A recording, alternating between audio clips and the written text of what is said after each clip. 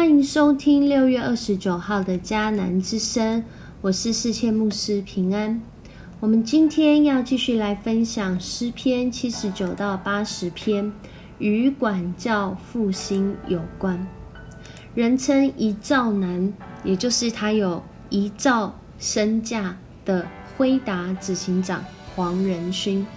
他现身在今年台大毕业典礼上致辞，勉励许多的毕业生要找到自己的道路，这件事情非常的重要，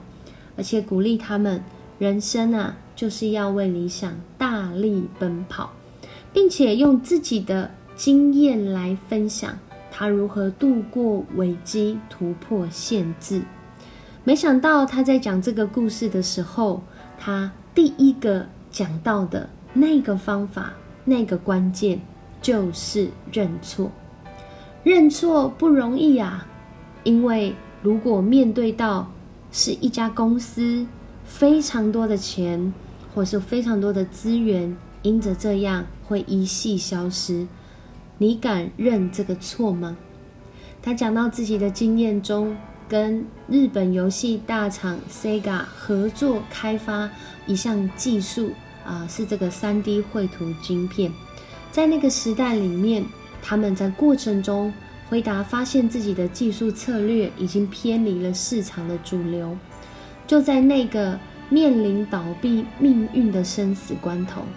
辉达这间公司选择了正视错误，并且及时止损。就在那样的善意跟愿意认错当中，竟然 Sega 答应他们，为他们预备在6个月的宽限期，也就在这当中，使他们突破了度过了那即将倒闭的危机。认错真的是不容易，因为背后可能要付上许多的代价，但是认错后能够更新更不容易。这个就与透过管教使人复兴的主有关了。在今天的诗篇79到80篇都讲到国家的危难。在79篇是讲到后来被巴比伦灭掉的犹大南国，而80篇是讲到在被亚述所灭的以色列国。这2篇诗篇都让我们看见诗人以一个很沉痛的心情，也以一个认错的心情，在为自己也为整个失去的国家向上主来祷告，因为他们现在所经历的真的是羞辱，真的是死亡。那为什么会经历这样的事情呢？透过我们所知道的旧约圣经，其实有许多的记载都说到，特别是先知书都讲到，不论是南国犹大，北国以色列，他们在过去的年日都有一段违背上帝心意，甚至是与上帝为敌的一段日子。所以就在那个人的心有上帝又有偶像，甚至离弃上帝，要用自己的方式来去活下去的时候，所面对到的命运就是违约因为他们原本是与上主立约的。后来上主就透过管教，透过什么管教呢？透过旁边的国家，透过旁边的这些民族来管教他的子民。所以今天的这2篇诗篇让我们看见，就是一个管教后所看到的样子，所看到的过程。这不是结果因为如果我们继续看下去，我们就知道，在诗人的祷告当中，他并不是完全没有盼望，而是他来到这位能够给予他盼望的主面前，寻求主那你能给我盼望吗？我真的错了，我真的错了，但我还有没有机会能够转向你呢？在79篇，在80篇都有提到，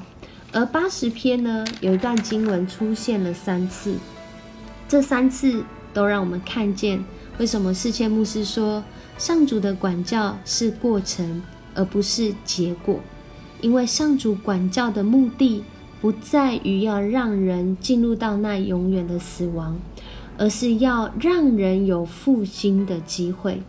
所以今天 RPG 祷告的经文就让我们看见诗人在那沉痛跟认错当中，他心里面还有一个想象，也就是从上主来的盼望。在诗篇80篇19节还有第3节和第7节都有出现哦。这里说，上帝啊，求你复兴我们，求你显示慈爱，我们就能得救。在今天的这段经文当中，我们看见人似乎就在那个完全的苦境里面，甚至整个国家就在那个失败、败落、失落，甚至快要失望的当中。然而我们的主却是透过管教，是为了要复兴我们的主。所以在这里，诗人仍然有盼望，向上帝万军的统帅来祷告，求主回心转意，拯救他的子民，求主再一次重新来照顾他亲自栽种的葡萄树，就是过去他培植的很茁壮的幼树小树。今天我们的仇敌把这个树砍倒了，今天我们就是那棵树，我们被仇敌侵略了，毁灭了。但主啊，我们是你所栽种的树，主啊，你是不是会再一次把我们救回来，继续栽植起来？在这里诗人的祷告，我想是许多曾经做错事情的人，他们也希望寻求的原谅。我相信当我们愿意真实面对自己的错误，我们的主不是要让人走绝境的主，而是他要让我们在那错误中有机会被导正的主。在我们的生命当中，我相信我们都会有做错的时候，甚至一开始我们并不知道那是错误，但是感谢主的恩典，他透过圣灵的感动，透过他话语带领我们不断的学习分辨，更是透过耶稣基督的救恩，让我们知道不论我们犯了多大的错，他已经为我们的错，为我们的罪恶钉死在十字架上。那如果我们真实犯了一个很大的错误，甚至这是个秘密，我不敢跟任何人讲，怎么办呢？那主今天要告诉你，耶稣今天要告诉你，我已经完全为你担当了这些罪恶过犯，但是你愿不愿意来到我的面前认罪悔改，停止这样的罪恶，而且行出那原来可能不会是你的选择，就是那合上主心意的选择。当我们愿意来这样面对的时候，相信主透过今天的诗篇，这2篇诗人所寻求那位怜悯的主，这位主今天也要临到你我的生命当中。透过默想，我们也再一次来思想上帝的管教，他的目的是什么呢？如果我们透过诗篇也好，旧约也好，甚至到新约，我们会发现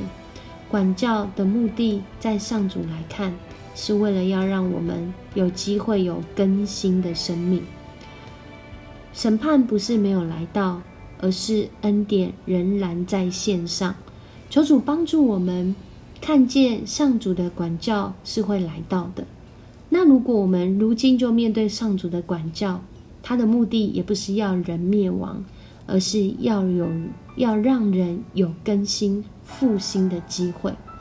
我有没有曾经经验过什么样的管教？那个管教给予我重要的收获呢？我们可以来思想，我们一起来祷告。主，我们感谢赞美你，你是公义的主，你是信实的主，你也是守约施慈爱的主。主啊，你不会将那有罪的当无罪，你也不会将那无罪的当有罪，因为主你是凭公义行事的主。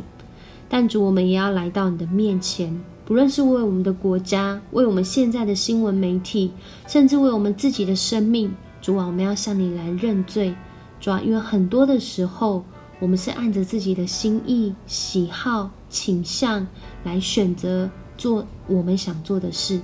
但求主帮助我们，若是在这当中我们得罪了你，恳求主赏赐我们那分别为圣的能力，就是能够辨别什么是合你心意。主啊，带领我们也在这辨别之后，我们愿意继续的回转向你，与你同行。主啊，我们也看见你透过诗人的话语，主，你的管教仍然使人有盼望，因为在那个修剪过后，是要让人的生命能够更丰盛的。主，谢谢你用这样的恩典恩待每一个相信你的人。当我们这样相信，我们就一同这样来领受。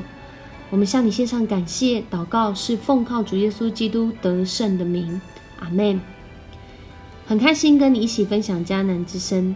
愿上主赐福你，在今天一天的生活当中，经历到从上主来他带领的收获。我是世界牧师，我们明天见。